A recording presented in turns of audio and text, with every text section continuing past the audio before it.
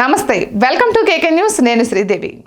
గతంలో కేంద్ర బడ్జెట్ ప్రవేశపెట్టారంటే సింహభాగం కేటాయింపులు ఉత్తరాది రాష్ట్రాలకే అది కూడా బీజేపీ పాలిత రాష్ట్రాలకు ప్రాధాన్యత ఇచ్చేవారు అయితే ఈసారి బడ్జెట్లో మాత్రం ఇతర ప్రాంతాలకు సైతం కేటాయింపులు చేశారు మునపటిలా ఏకపక్షంగా బీజేపీ పాలిత రాష్ట్రాలకు కేటాయింపులు చేస్తామంటే కుదరదు అందుకు వీల్లేదు కూడా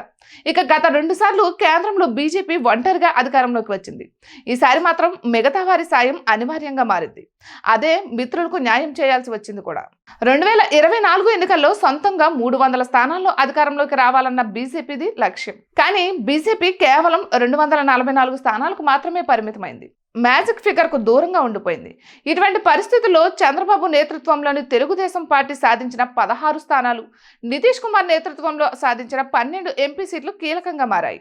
ఆ రెండు పార్టీలు లేనిదే బీజేపీ కేంద్రంలో అధికారం నిలుపుకోవడం అసాధ్యం ఇక బీజేపీతో జతకట్టేందుకు మిగతా ప్రాంతీయ పార్టీలు సైతం ముందుకు రాని పరిస్థితి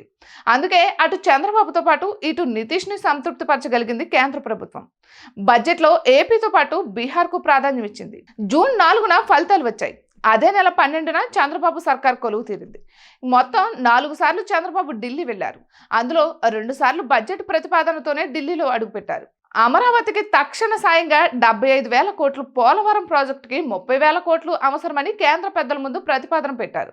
ఇక అదే విషయంపై కూటమి ఎంపీలు సైతం మీడియాకు లీకులు ఇచ్చారు అయితే చంద్రబాబు ఆశించినంత కాకుండా